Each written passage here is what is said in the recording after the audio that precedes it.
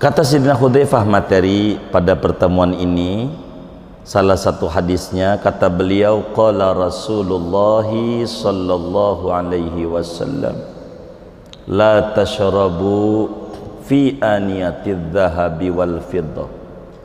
Jangan kalian minum pada wadah-wadah yang terbuat dari emas dan perak.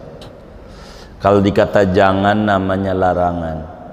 Larangan itu maknanya haram bila tidak ada qarinah. Jadi haram kita minum pakai wadah-wadah gelas, mug, cangkir yang terbuat daripada emas dan yang terbuat daripada perak. Ini dilarang oleh agama. Begitu pula dilarang jangan makan pada piring, panci, sendok, garpu, celak mata, apa aja dah yang terbuat daripada emas dan perak. Nabi memberikan penjelasan, fa innaha lahum fid dunya wa lakum fil akhirah.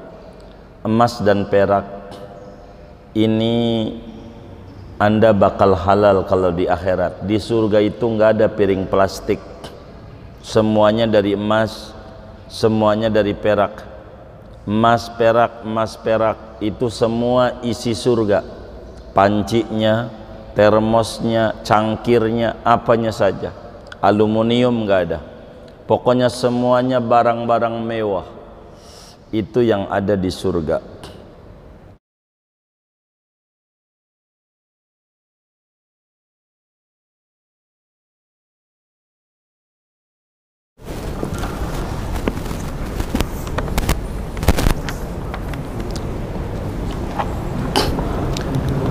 Assalamualaikum warahmatullahi wabarakatuh.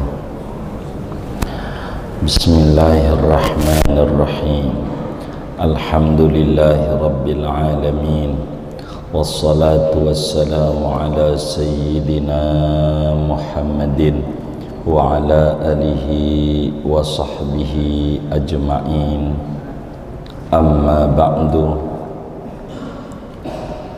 Faqad qala al-imam al-muallif rahimahullah wa nafa'ana bihi wa bi barakati ulumi wa ghafara lahu wa li masyaikhihi wa li masyaikhina amin.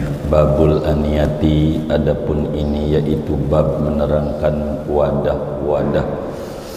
An Hudzaifah bin al-Yaman radhiyallahu anhu maqal, diriwayatkan dari Hudzaifah bin Yaman radhiyallahu anhuma, ia berkata, qala Rasulullah sallallahu alaihi wasallam, telah bersabda Rasulullah sallallahu alaihi wasallam, la tashrabu fi aniyatidz dzahabi wal fiddah. Janganlah kalian minum pada wadah-wadah dari emas dan perak. Wala ta'kulu fi sihafihima, dan janganlah kalian makan pada piring-piring emas dan perak. Fa innaha lahum fid dunya, maka sesungguhnya wadah tersebut untuk mereka orang-orang non muslim di dunia, walakum fil akhirati, dan bagi kalian di akhirat. Muttafaqun alaih, hadis riwayat Imam Bukhari dan Imam Muslim. Wallahu a'lam bishawab. Saudara sekalian yang mulia, di dalam kajian Thaharah ini, kajian tentang bersuci, sebelum kita berbicara tentang solat, maka perlu diketahui ada namanya maqasidut Thaharah, ada namanya wasailut Thaharah, dan ada namanya wasailut Thaharah. Ada namanya tujuan bersuci, kedua adalah media, alat untuk bersuci, dan ketiga media daripada alat-alat bersuci. Perlu diketahui, kajian bersuci tujuannya berbicara tentang wudu, kedua berbicara tentang mandi, ketiga berbicara tentang tayamum, dan keempat berbicara tentang menghilangkan najis, yang kesemua ini tujuan utamanya untuk menuju sholat. Nah, untuk berwudu, mandi, tayamum, menghilangkan najis ada medianya, ada perangkatnya. 4 namanya wasailut thaharah, 4 media untuk bersuci. Ada air, dan itu udah kita bedah. Ada tayamum, debu maksudnya, ada debu, ada batu istinja, dan ada penyamak. Ini namanya disebut media bersuci. Nah, dari media ini, wasilatut thaharah ini, ada juga namanya wasailul wasail. Nah, inilah yang kita mau bedah. Sebab saudara, kalau mau diterangkan, tujuan utama kajian ini adalah ibadah besar, yaitu sholat. Untuk sholat, diantara syaratnya kudu wudu. Untuk wudu, diantara alatnya kudu ada air. Dan air ini kudu ada tempatnya. Enggak mungkin ada air enggak ada tempatnya. Maka akan diterangkan hukum tempat-tempat atau wadah-wadah, piring, gelas, dan seterusnya. Inilah judul bab, babul aniyah, bab menerangkan tentang wadah-wadah. Bahasa Melayunya bejana-bejana. Bapak Ibu Saudara, Allah Subhanahu wa ta'ala di dalam Al-Quran menjelaskan, huwallazi khalaqalakum ma fil ardi jami'an. Surat Al-Baqarah. Dialah Allah yang mencipta untuk Anda semua apa saja di muka bumi. Artinya Allah bolehkan apa saja yang ada di muka bumi ini. Hanya ada beberapa yang Allah tidak bolehkan, termasuk wadah-wadah. Selebihnya Allah bolehkan. Jadi kita tidak berbicara yang dibolehin, karena itu terlalu panjang dan banyak adanya. Islam itu agama yang mengajarkan simple, mudah. Jadi kalau yang banyak jangan dibicarakan. Yang dibicarakan yang sedikit, yang pemahaman terbaliknya yang banyak, begitu. Makanya dalam Islam diterangkan tentang batal wudu. Yang gak batal jangan diterangkan karena terlalu banyak, begitu. Jadi supaya mudah untuk diingat. Makanan yang boleh enggak diterangin, yang enggak boleh diterangin, jumlahnya dikit. Kalaulah kita membuat label halal sama haram, kalau pengen simple, labelin yang haram. Enggak perlu banyak biaya-biaya untuk kita labelin. Tapi kalau ngelabelin yang halal, ya Allah, sampai kiamat enggak akan rapih-rapih memberikan labelnya. Begitu, labelnya begitu. Kalau nerangin yang halal, sebab yang halal banyak sekali. Itu begitu. Nah, begitu juga ngomongin wadah, saudara, ada hikmah. Nah, ini diantara kita mau bicara tempat-tempat atau wadah-wadah yang dilarang bagi kita umatnya Nabi besar Muhammad sallallahu alaihi wasallam. Hadisnya dari sahabat Nabi, sahabat besar, namanya Hudzaifah ibnul Yaman. Abahnya Muslim, Hudzaifah pun udah muslim sebelum jumpa dengan Rasulullah. Bahkan ketika jumpa dengan Nabi Muhammad SAW, Nabi pilih waktu Nabi hijrah ke Madinah, karena dia udah hijrah duluan ke Madinah. Kata Nabi, Hudzaifah, Anda ikut organisasi mana? Silakan pilih, Muhajirin kah atau Ansor kah? Karena dia orang Mekah lahirnya, ke Madinah hijrah, udah hijrah duluan di Madinah. Maka Hudzaifah ditanya oleh Nabi, Anda mau pilih Muhajirin, pilih Ansor? Kata Hudzaifah, saya dari Ansor saja. Jadi siap membackup apa saja kekurangan daripada sahabat-sahabat Muhajirin, walaupun dia sendiri Muhajirin.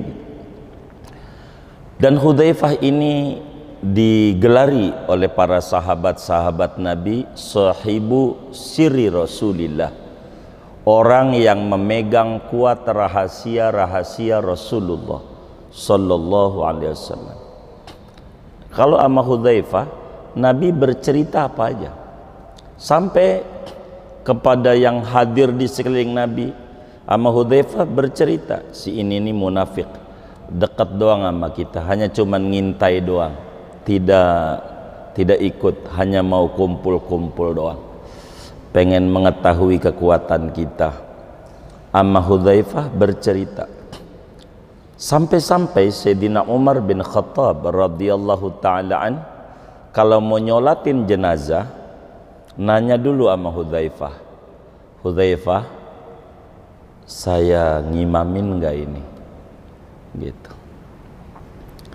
Saking tahu Hudzaifah siapa yang munafik dari yang ikut Rasulullah sallallahu alaihi wasallam, tahu itu Hudzaifah.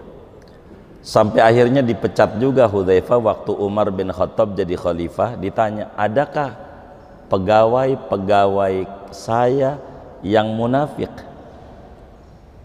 Kata Hudzaifah, ada ya Amirul Mukminin. Siapa orangnya? Saya tidak boleh bilangin nama Rasulullah, tidak boleh. Kalau enggak saya pecat kau. Pecat enggak apa-apa, sebab saya harus pegang kuat amanat Nabi ini. Nabi terbuka sama Hudzaifah begitu. Dari awal udah tahu yang namanya bin Salul munafik, itu Hudzaifah. Ikut sama Nabi kalau kumpul di mana ngaji datang. Bin Salul Raisul Munafiqin, ikut. Nabi tahu itu. Hudzaifah ini juga tahu. Ya Allah, yang namanya bin Salul orang Madinah sakit, anaknya namanya Abdullah, jadi Abdullah bin Ubay bin Salul. Kami lebih senang menyingkatnya dengan sebutan bin Salul, sebab anaknya namanya Abdullah Islam, ikut Nabi, abahnya enggak, zahir doang Islam. Ketika bin Salul sakit, anaknya namanya Abdullah ini datang kepada Rasulullah sallallahu alaihi wasallam. Nabi lagi ngajar. Kata anaknya, ya Rasulullah, abah lagi meriang, lagi sakit, tolonglah minta air. Jadi minta air tuh bukan baru, minta jampe-jampe, doa-doa, minta doa-doa lah, biar abah Allah kasih sehat gitu. Padahal ini bin Salul luar biasa, begitu memusuhi Nabi dari dalam, menggunting dalam lipatan, serdadu 1000 dalam perang Uhud, melawan musuh 3000, itu maknanya 1 lawan 3. Dibelokin 700 pimpinan dia, semua serdadunya belok, jadi tinggal 300 lawan 3000, 1 orang lawan 10. Ini diantara kalahnya daripada perang Uhud. Jadi kata Abdullah ini, Nabi lah minta doa buat abah saya sakit. Lalu Abdullah datang ke rumah abahnya, ditanya sama bin Salul, apa itu anakku? Air. doa-doa buat agar Abah cepat Allah kasih sembuh. Baik, bagus sekali perhatianmu sama Abah, kata si Abah. Kemudian nanya, air dari mana? Air ini udah didoa-doain nama Nabi Muhammad. Itu abahnya dari tiduran jadi bangun, dibilang dari Nabi Muhammad, Abdullah, buang itu air. Abah masih mending minum air kencing dibanding minum air yang sudah didoa-doain Muhammad. Buang. Sampai begitu. Kalau di belakang, inilah kerjaannya bin Salul. Gitu. Meski begitu, Hudzaifah tahu nih orang-orang nih Nabi dibilangin si ini nih ndak benar, si ini nih ndak benar.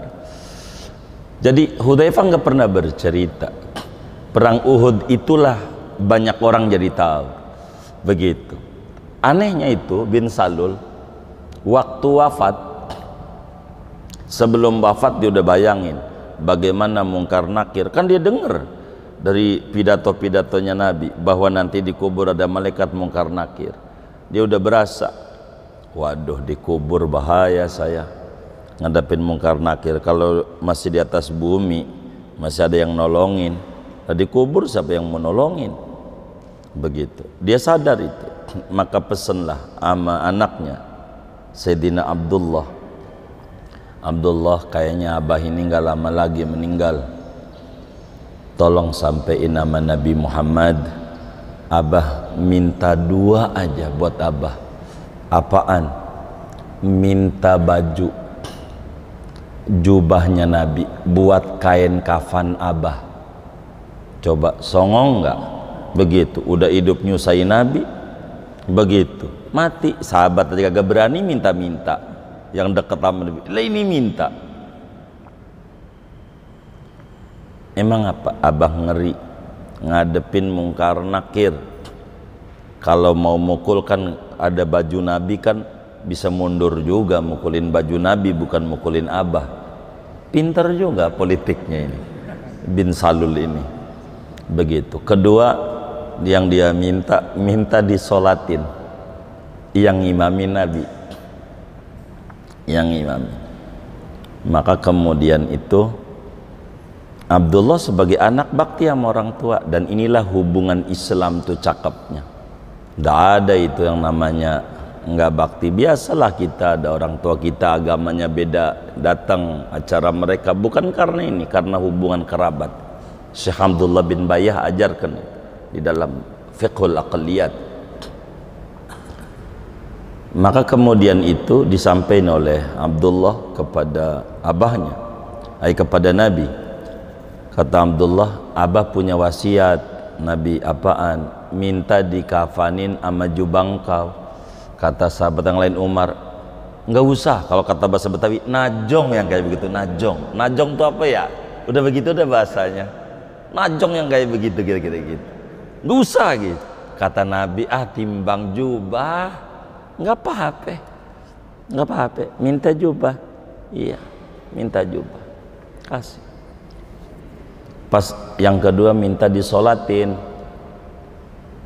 yang itu enggak, karena turun ayat tuh yang di surat Baro'at, wala tusalli ala ahadi minhum mata abadan. Enggak boleh nyolatin orang meninggal dalam keadaan kafir gitu. Itu enggak Nabi, enggak bisa. Tapi yang jubah dikasih, berkat dikasih itu, anak buah dia yang 700 itu semuanya balik kepada Islam kembali. Hudzaifah ibnul Yaman memegang kendali dan banyak bertanya kepada Rasulullah hal negatif. Kalau kata Hudzaifah, saya itu kalau ketemu Nabi nanyanya yang buruk-buruk supaya saya bisa menghindari. Kalau yang buruk udah tahu, tinggal yang bagus-bagus. Kalau orang-orang minta yang bagus-bagus, ibarat orang minta sama kiai, kiai bagaimana biar enggak miskin, enggak kayak kita sama kiai, kiai bagaimana biar kaya, duit banyak, itu mulu. Dia enggak miskin juga jadi kaya juga sebetulnya, bener enggak? Inilah Hudzaifah, bagaimana biar saya enggak masuk neraka, bagaimana biar enggak disiksa di kubur, bagaimana ini. Jadi fitnah-fitnah akhir zaman itu hadisnya jalur dari Sayyidina Hudzaifah bin Yaman. Kata Sayyidina Hudzaifah materi pada pertemuan ini, salah satu hadisnya kata beliau, qala Rasulullah sallallahu alaihi wasallam, la tashrabu fi aniyatidz dzahabi wal fiddah.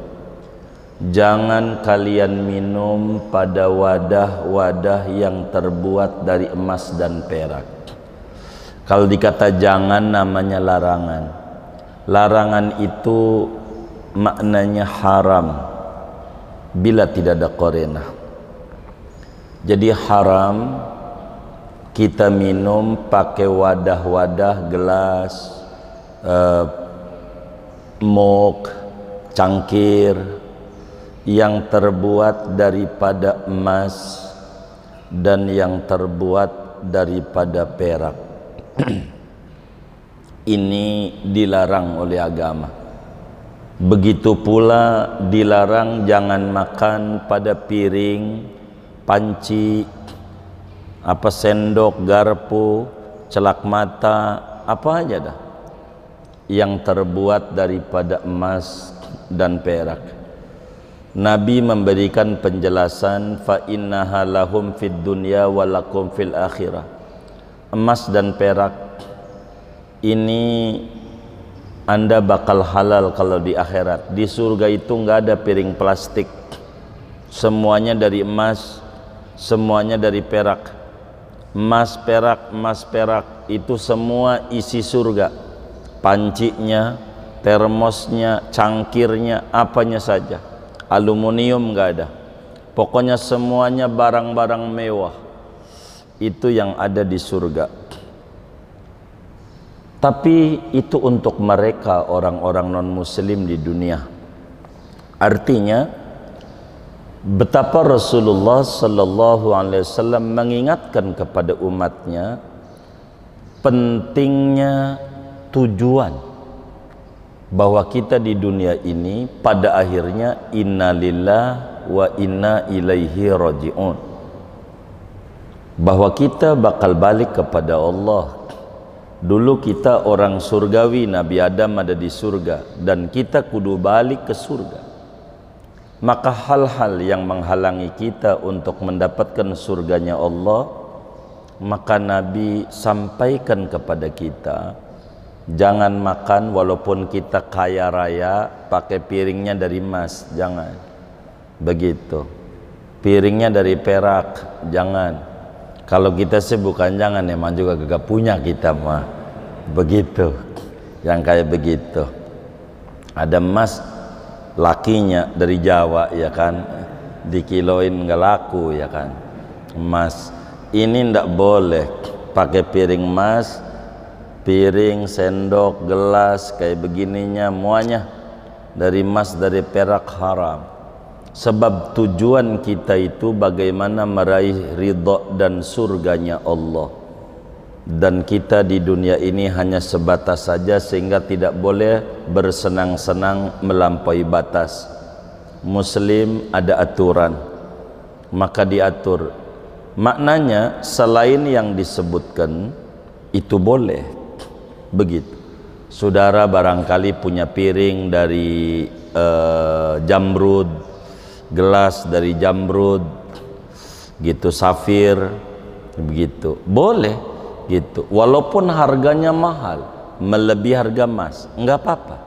Yang kayak begitu silahkan pakai sendok dari jamrud, piring dari jamrud, dari safir, blue safir apa aja, dari virus begitu, silakan, enggak apa-apa, meski harganya jauh lebih mahal dari emas dan perak. Karena bukan harganya, ini barang ini disebut barang berharga, emas dan perak. Maka emas dan perak saja yang dilarang untuk dijadikan wadah. Dari hadis ini saudara bisa kita ambil faham hukum, karena hadis kita ini kajiannya hadis hukum, maknanya haram minum, makan dari perabotan yang terbuat daripada emas, yang terbuat daripada perak, baik piring, gelas, panci, wajan, sendok, garpu, celak mata, ini adalah haram.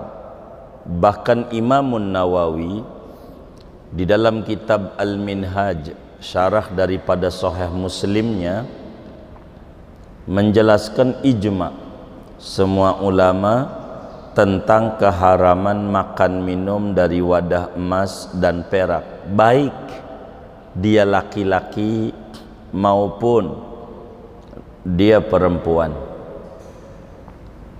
itu haram. Bagaimana membuatnya? Membuatnya atau menyimpannya, ini juga haram, sebab membuat itu pada akhirnya untuk dipakai. Begitu, walaupun Nabi tidak menjelaskan secara gamblang, tapi di dalamnya ada makna tersirat. Begitu juga haram membuatnya, menyimpannya. Tidak boleh wadah yang terbuat daripada emas dan perak.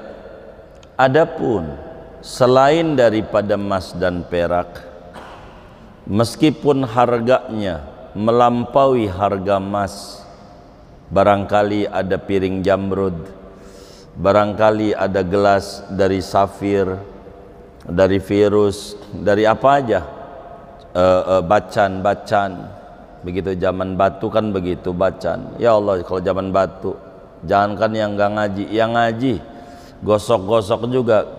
Tadinya pakai celana ganti pakai sarung. Buat apa? Biar kelihatan santri, bukan buat gosok cincin aja. Begitu, gosok aja begitu. Zaman batu namanya. Itu begitu. Ini Nabi jelaskan, ini haram. Emas, perak, ini bukan laki-laki doang, perempuan pun haram. Yang ini enggak kategori perhiasan ini. Walaupun perempuan makan dari piring emas enggak boleh, minum dari piring emas enggak boleh, enggak boleh, haram hukumnya. Meski dia perempuan, mau gede dekah dia, mau kecil. Lain dengan perempuan memakai kalung emas, ini lain cerita. Ini bukan wadah namanya, kalung tuh bukan perabotan namanya, perhiasan, lain materi. Kita lagi ngomongin perabotan, perangkat rumah tangga. Ini tidak boleh, hukumnya haram. Secara zahir andai boleh, hilang, ditaruh aja di depan habis makan, ya kan? Kayaknya ada yang ngambil kayaknya, begitu. Tapi agama jauh-jauh hari udah jelaskan, kenapa sih nggak boleh? Nabi bilang fa innaha lahum fid dunya. Orang non muslim biarin, emang dia kesenangannya di dunia doang. Orang non muslim begitu. Anda ini tujuannya akhirat. Kenikmatan yang di dunia ini, wa mal hayatud dunya illa mata'ul ghurur. Tidaklah kehidupan dunia ini melainkan kesenangan yang menipu. Di dunia ini senangnya nipu, sebentar senangnya. Kita belum punya motor, kita pengen punya motor, biar legenda dua nggak apa-apa, yang penting punya motor ya Rob. Udah punya motor mah, ya dah motor gua jelek ya, ono bagus, hilang lagi.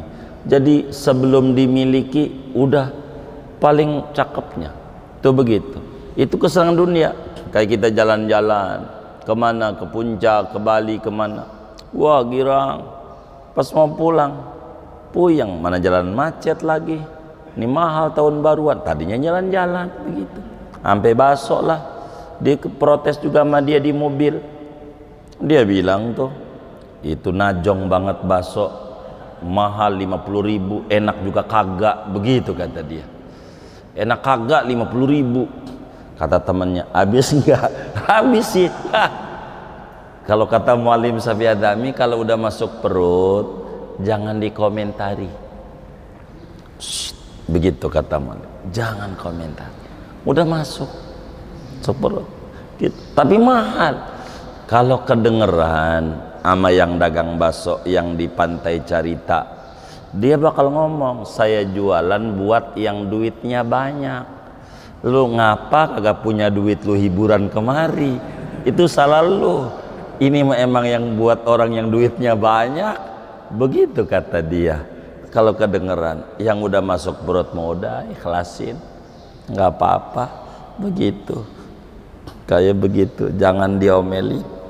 Fa innaha lahum fid dunya, wadah-wadah ini diizinkan bagi non muslim, tapi muslim ada peraturan, nggak boleh sembarangan. Selebih daripada emas perak masih banyak kok wadah-wadah yang diperbolehkan, dari cup aqua, dari ini dari itu. Dan kalau mau jujur, yang mahal tuh isinya, bukan bungkusnya. Nggak ada nilainya. Ini contoh nih, air segelas, air mineral, mungkin kalau segelas ya 500 lah, paling mahal 1000 ya kan. Begitu, diganti lagi dengan air jeruk, berapa kira-kira ya? Iya 5000. Diganti lagi sama madu, wah ratusan ribu. Jadi yang mahal tuh bungkusnya apa isinya. Jadi muslim itu dididik oleh Rasulullah konsen pada isi, bukan konsen pada bungkus. Yang mahal tuh isi, bukan bungkusnya, bukan. Ini yang harus dikonseni. Ini piring, gelas, ini adalah bungkus, wadah. Dan wadah itu yang mahal isi, semuanya isi. Kayak badan gini nih, ini badan namanya bungkus. Jadi jangan banyak memikirkan bungkus. Makanan di mana tempat tahu?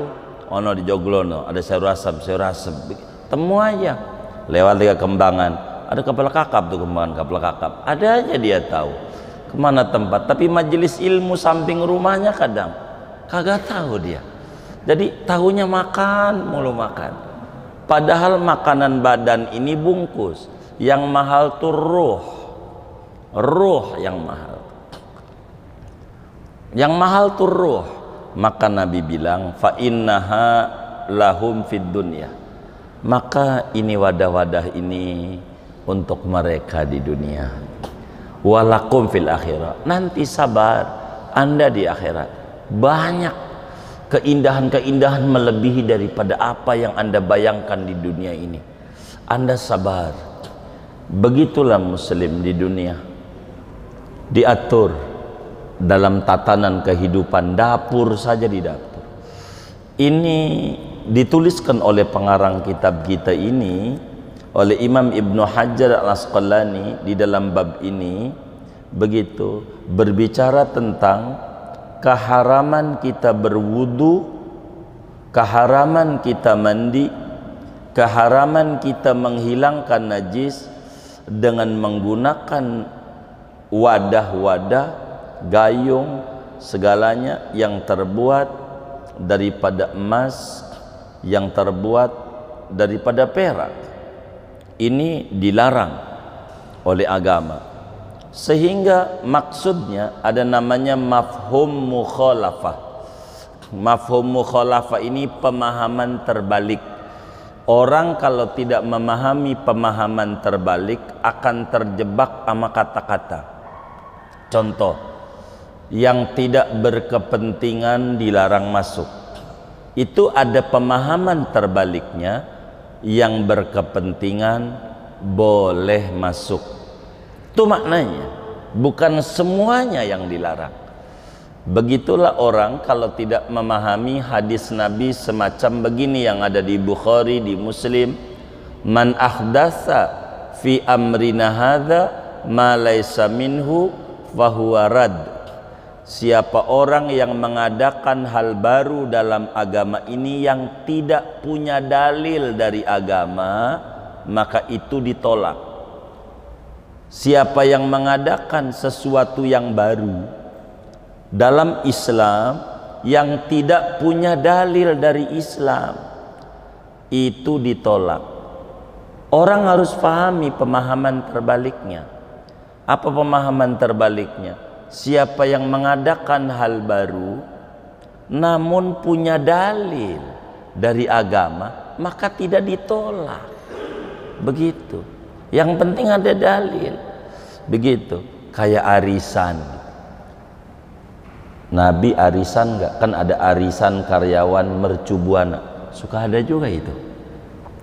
Arisan. Nabi arisan enggak? Enggak begitu. Ada enggak dalilnya? Wah, ada. Ini maksudnya silaturahim mengikat kekerabatan.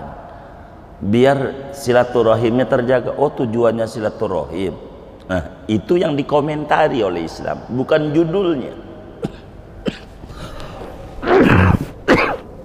Tapi isinya. Nah, itu begitu hadis ini. Jangan makan dari piring emas, piring perak, minum jangan. Sendok garpu, maknanya selain emas dan perak, dari berbagai macam wadah, aluminium kayak plastik kayak cup aqua kayak apalagi dah tuh keramik kayak beling kayak apa aja, dari rotan kayak kan ada juga wadah dari rotan, dari kertas kayak buat nasi rames, itu silahkan. Enggak pengen kudu disebutin semuanya sama Nabi, cukup garis-garis besar. Jadi saudara bisa memahami dari hadis ini, makan pakai bungkus nasi rames boleh, enggak apa-apa, enggak apa-apa. Yang dilarang emas perak udah cukup. Makan pakai piring dari rotan boleh, begitu, boleh, enggak apa-apa, begitu. Karena apa? Yang dilarang hanya emas, hanya perak, piring. Selebihnya tidak mengapa. Nanti di depan akan dijelaskan dalam hadis ke depan apa akibatnya nanti kalau orang makan dengan piring emas, piring perak. Ini bakal dia diazab oleh Allah di neraka. Nanti ke depan, hadis nomor 2. Saya belum baca, nanti saja kita bacanya. Hadis nomor 2. Ini kenapa, Bib? Karena lil khuyala. Karena ini mendidik kesombongan secara logika. Tapi ilat yang paling tinggi bukan logika. Udah Nabi larang aja dah, kita nggak usah diputer-puter. Kalau udah Nabi larang, ikuti aja. Nanti hikmah bakal ketemu oleh kita. Kalau kita udah muter main logika, akibatnya jadi hancur. Contoh begini, kenapa daging babi dilarang dimakan? Karena mengandung cacing pita. Oh, berarti dilarang karena mengandung cacing pita. Bagaimana dengan teknologi makin canggih sehingga bisa disterilkan daging babi daripada cacing pita? Maka bakal muncul logikanya sama dengan boleh. Begitu. Enggak begitu. Ini namanya disebut elat ghaiyah. Dalil logika itu namanya elat ghaiyah.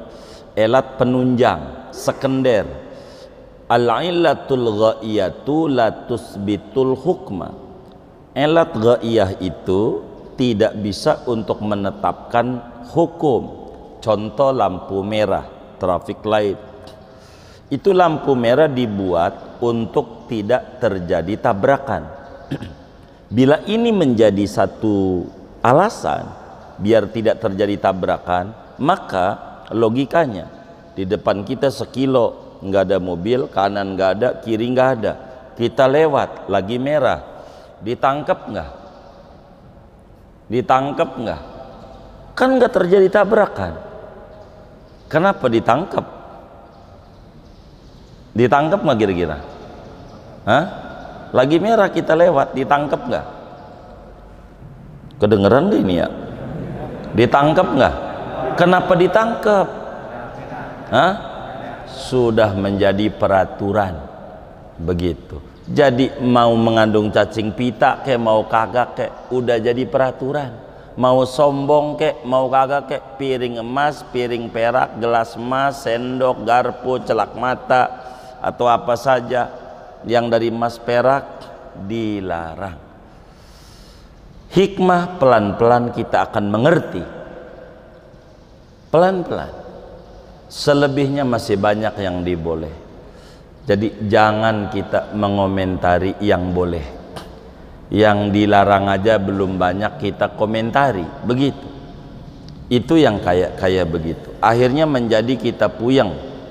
Balik lagi kata Sayyidina Hudzaifah ibnul Yaman radhiyallahu anhuma, Rasulullah sallallahu alaihi wasallam bersabda, la tashrabu, namanya lakni lanahi, an-nahyu yadullu ala tahrim malam tujadil qarinah.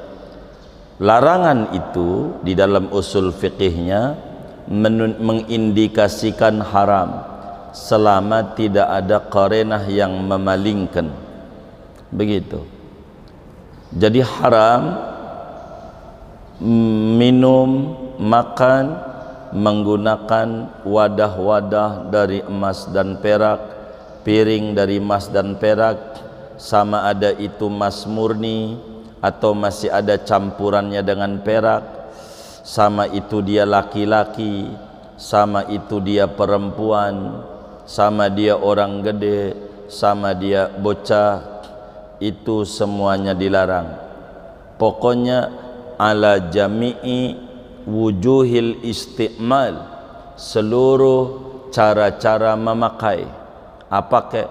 Bukan makan minum doang, celak mata, sendok garpu dan seterusnya, itu juga semuanya dilarang oleh agama. Selebihnya maknanya silahkan makan, silahkan minum, silahkan menggunakan panci, bejana selain daripada emas dan perak, meski harganya amat sangat jauh lebih mahal daripada emas dan perak. Di antara illat ghaiyahnya, fa innaha lahum fid dunya walakum fil akhirah, itu diperuntukkan untuk mereka non muslim di dunia dan untuk kalian nanti di akhirat. Sabar, muslim tidak boleh melupakan tujuan kebahagiaan akhirat, jangan terpukau dengan keindahan-keindahan dunia. Karena ini semuanya adalah bungkus dan kita jangan konsen pada bungkus, tapi muslim harus konsen pada isi. Sebagaimana badan adalah bungkus, qalbu adalah isi, kita harus menitik beratkan memberi makan kolbu dibanding memperhatikan raga. Dalam lagu Indonesia Raya, bangunlah jiwanya, baru kemudian bangunlah raganya. Gampang mindahin tempat mau gampang, yang penting duitnya ada dulu, kan begitu ya, begitu. Dan ini yang paling penting buat kita bersama. Mudah-mudahan dengan kita ngaji hadis ini, Allah subhanahu wa ta'ala tambahkan rasa cinta kita kepada Nabi, cinta kita kepada kalam-kalam Nabi, dan kita pelan-pelan hidup makin hari makin akrab dengan Nabi, makin hari makin dekat dengan Nabi Muhammad sallallahu alaihi wasallam. Pelan-pelan kita bisa mengikuti semua ajarannya sampailah Allah wafatkan kita di dalam mutabaah yang totalitas kepada Nabi Muhammad sallallahu alaihi wasallam. Amin ya rabbal alamin. Segini aja, enggak usah banyak-banyak. Waktu yang ada buat tanya jawab saja. Ada yang ditanya mungkin dari materi ini atau di luarnya, sebelum doa dipersilahkan. Wallahu a'lam bishawab.